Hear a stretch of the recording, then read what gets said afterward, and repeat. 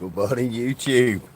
Just a quick live video on using the KTS590 as a pass-through device. So let's get started. Let's flick this camera around. How do we flick? There we go. Alright, so I've got the Bosch DCU220 laptop. Not required. KTS590 hooked up into the Blue Point breakout box. Just for safety, just so I can see what's. Hey up, mate, how are we? Yeah, just to see what voltage levels we got on pin 16 and stuff like that. So the first thing we've got to do, morning Yota, the first thing we've got to do is not drop the camera. Let's see if we can get you set up here on the tripod. Right, so what I'm going to do, I'm going to launch the EasyTronic software. Morning Sean. I'll need the key for the car. BRB.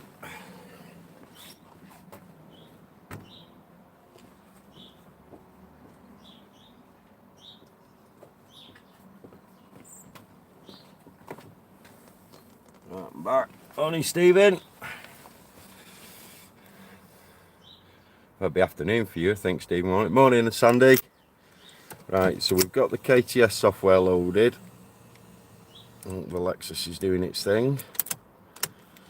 So that's ignition on. And it's bleeping at me. Yes, we know the driver's door's open.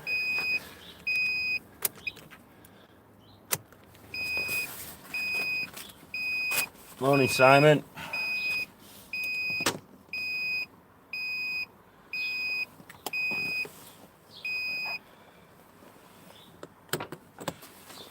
$8:44 Sunday night. Bloody hell. Callum, right, I've got my finger on the buzzer button, so I'm really working one-handed here.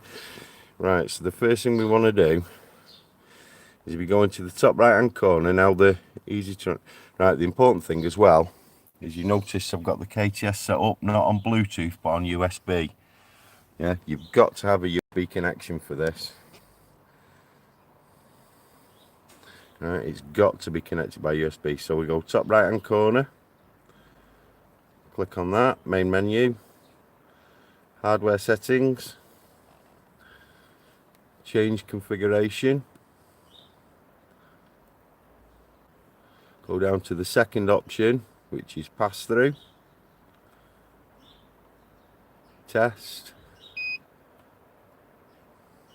connection OK, hit OK, hit exit, and then close the KTS software down. So now basically the KTS590 now is in pass-through mode. So what we do now is we'll go over onto TechStream and just launch TechStream.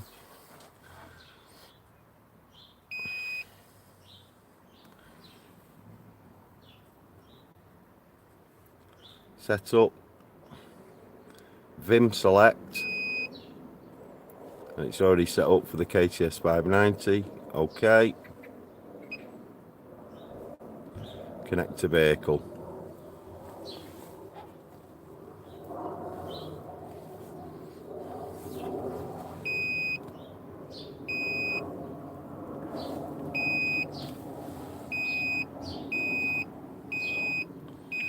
That door alarm's really annoying. Yeah, that's right, hit the like button. Right, let me just see if we can get a clip to stop that from buzzing. Back, be right back.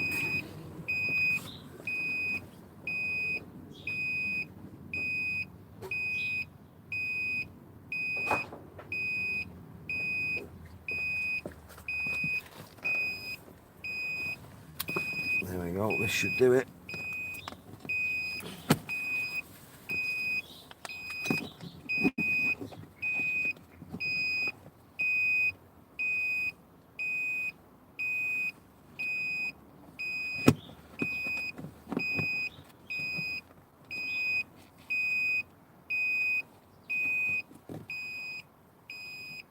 Is it stopping? No. Right, we'll have to get in and shut the door then.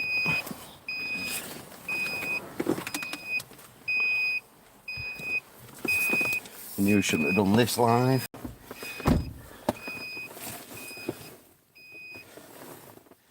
Right, that's it, she's stopped bleeping now.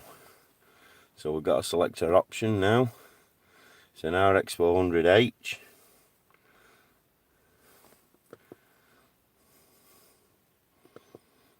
Others. And hit next.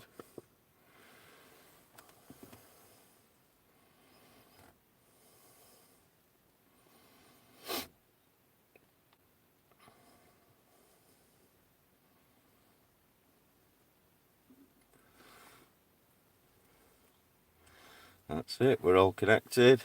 Now this had a full service the other day, so they'll have had full service in Campbell and that, so they'll have had lots of things unplugged. So I'm just going to do a health check. Next. Hi Paul, no it's my Lexus mate, it's a Lexus RX400H 2006. It had a full service in Campbell the other day, so I'm just going through and clearing the codes because they'll have had lots of things unplugged.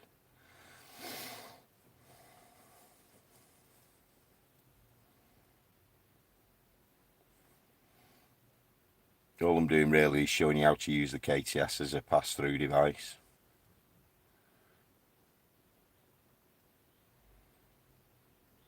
So it really is that simple. Connect it via USB. Select pass-through. Job's done. Job's a good one.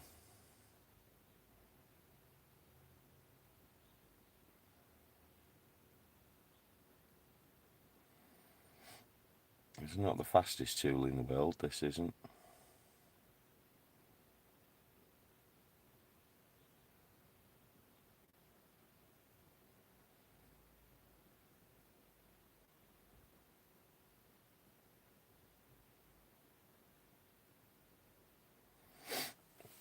So what's everybody else doing on this Sunday mornings?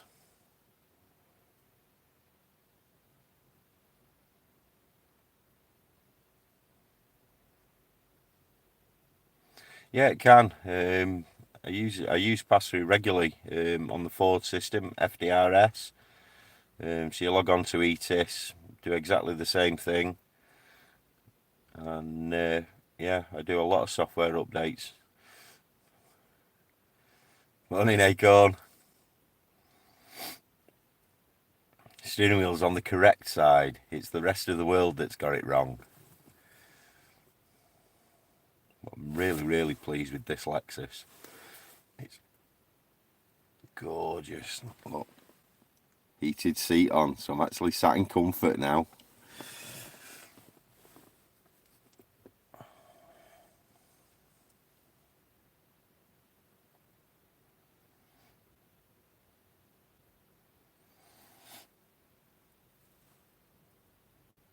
Yeah, so it's a pretty slow tool. Yeah, you can see we've got it's got all the toys on it. Picked it up for an absolute bargain. It's got, yeah, we're averaging 17.3 miles to the gallon at the moment. It's got 96,000 on the clock, and I absolutely love it. See that there, outside temp not showing? That's another video. We're going to shoot another video using the Diagnostics breakout box later. We're going to fix that outside temp, or at least diagnose that outside temp issue. Hi Acorn. I absolutely love my Lexus, but that's the best bit about it, heated seat.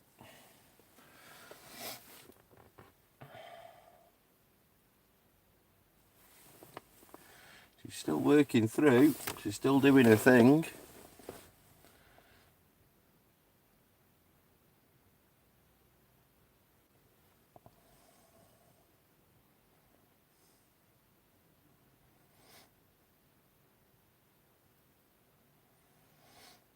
Yeah, I've seen the outside temp sensor's not actually physically damaged.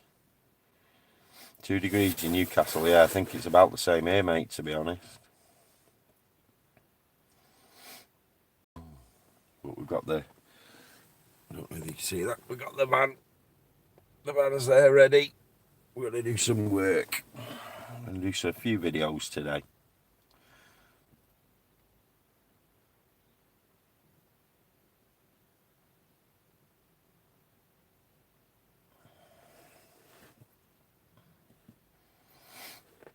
Yeah, my plan is I've bought the Lexus really for a training vehicle. I'm doing my level 4 EV in January with James Dillon at Technical Topics. So I bought it so I can learn my way around EVs and hybrids and that. Plus also this is going to be the Thunderbird's car. This is Thunderbird 2 for my technical support. And we've got to fly up and down the country looking at cars for folk. I might as well travel in a bit of comfort. 9 degrees in Blackpool. It's not 9 degrees here, and we're about, I think we're about 40 miles from Blackpool, something like that.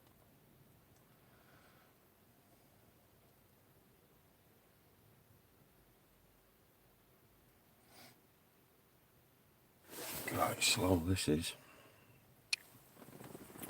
Might as well just have a chat to you while it's scanning that.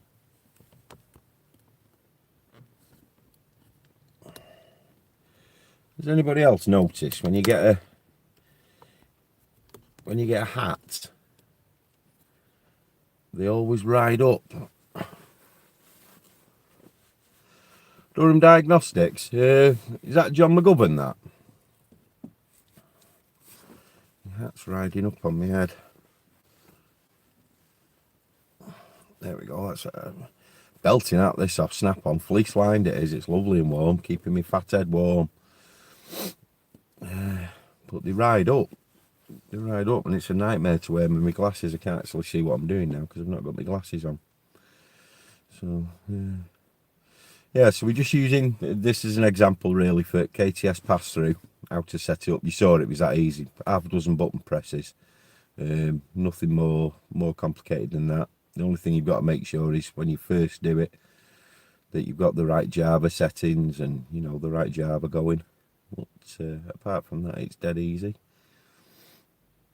And the 590 seems to be on most of the. It seems to be approved on most of the dealer sites. We contacted him, but I had no reply. It's unusual for John that. He normally responds quite quickly. He's quite a good, quite a good bloke. Got a good reputation in the trade. Keep trying, or tag him in a post in the group. I think he's a member of our Facebook group. We're on 9 of 21 systems so far, so it's a bit slow. It's talking to everything.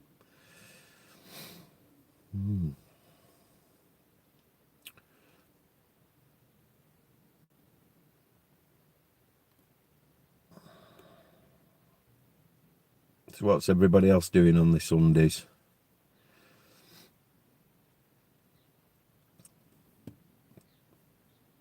Cold but sunny. Morning, Gross. What do we think about Facom tools? Brilliant. Nothing wrong with Facom tools. I've got a lovely set of Facom ratchet spanners. Really, really slim, and ultra slim. Really nice. Yeah, good, reliable. No better, no worse than any of the other professional brands. Oh, John, where did I work before starting on my own? Oh, that's a long story. Started out on the motorways doing breakdowns for a company that no longer exists. You learn very, very quickly on the motorway when you're on the hard shoulder how to fix things. So I went from there, then I went into the dealer network, got all my qualifications, Sitting Gills 381 craft, 381 advanced craft, my welding.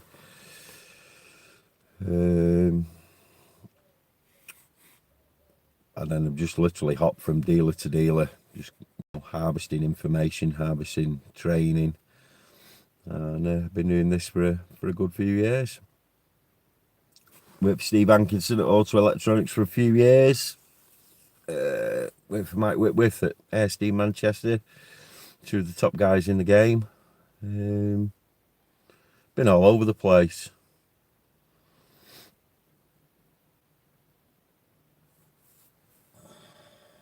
On 10 of 21. It's a bit slow, this tech stream is. Snap on Artipad and KTS, what am I using most of the time? It all depends on the vehicle and the situation where, you know, the garage I'm going to. If I pull up at a garage and I've got 4 or 5 cars, then normally I'll use the KTS because it's set up, plugged in, laptop's on, big screen, and I can just smash through the cars that way. And it's got quite a good range on the Bluetooth.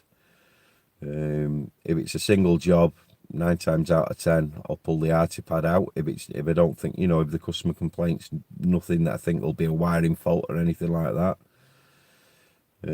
I'll use the Artipad. I really love that Artipad one, it's brilliant.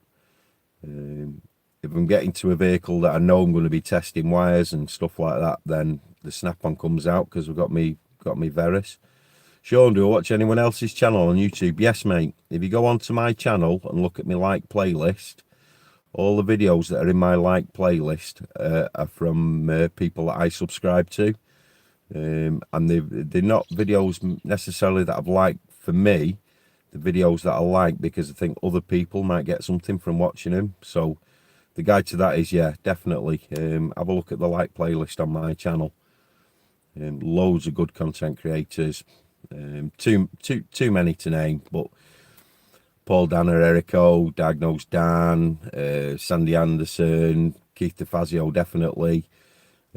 Oz Mechanics.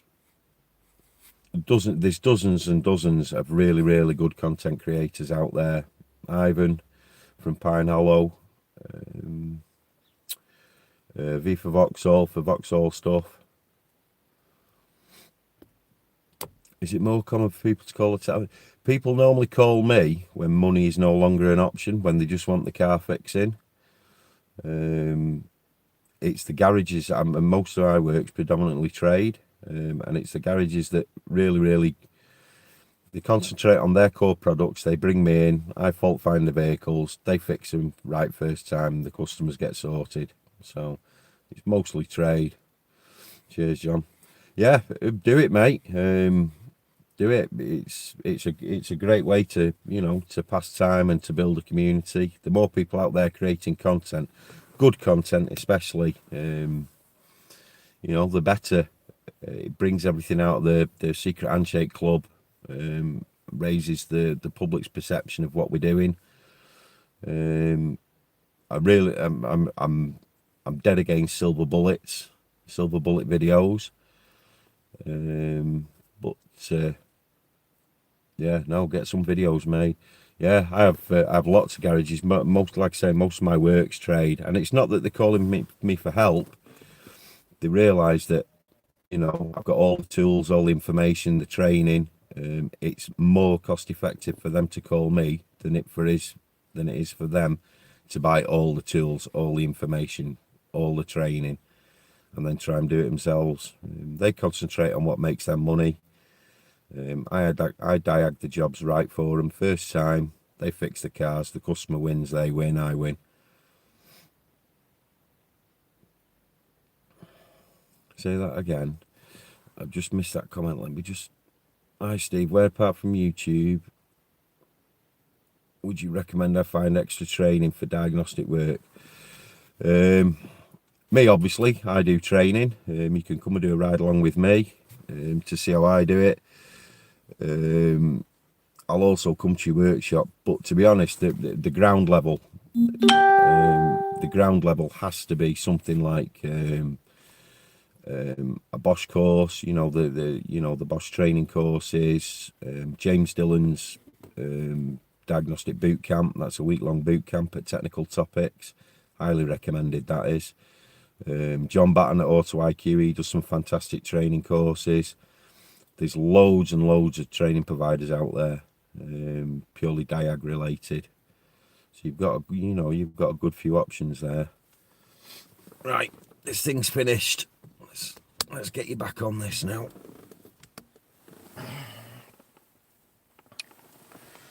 Right, so there we go. We can see tech stream's finished, and we've got faults in hybrid control, cruise, engine.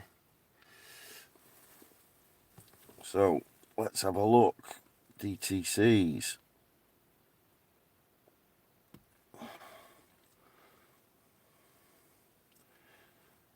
Let's have a look at my DTCs.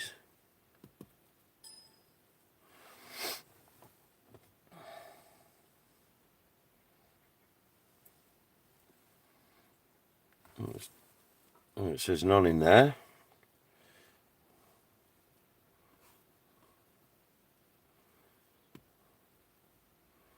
Yeah, it come up with DTCs. Let's have a look in hybrid control. Maybe they're just software updates that are available. None in there. Ah, yeah, they are. Sorry, I was looking at the wrong bit. That's the problem. So I've got software updates available for engine, hybrid control.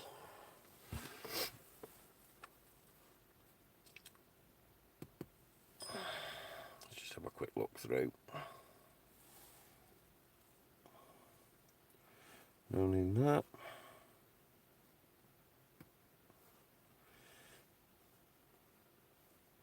Let's have a look in my body. The outside air temp sensor should be stored somewhere.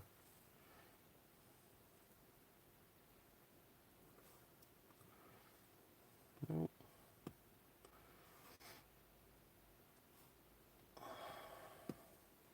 So I'm actually using the dealer tool here. I know we've got right, intake air 21. There we go. There's the problem. Ambient air temp minus 31. So that's telling me we've got an open circuit somewhere. So we're going to do a video on that, how to diagnose that. So what we've got there basically, we've got we're using the dealer tool using Total Tech Stream on this Lexus, but we're actually using the Bosch KTS590 as a pass-through, and it really is that simple. So that's this live video. Watch out for the next one. We'll go back online in a bit now, and we'll diagnose this ambient air temp sensor. Have an awesome Sunday, and thanks for watching.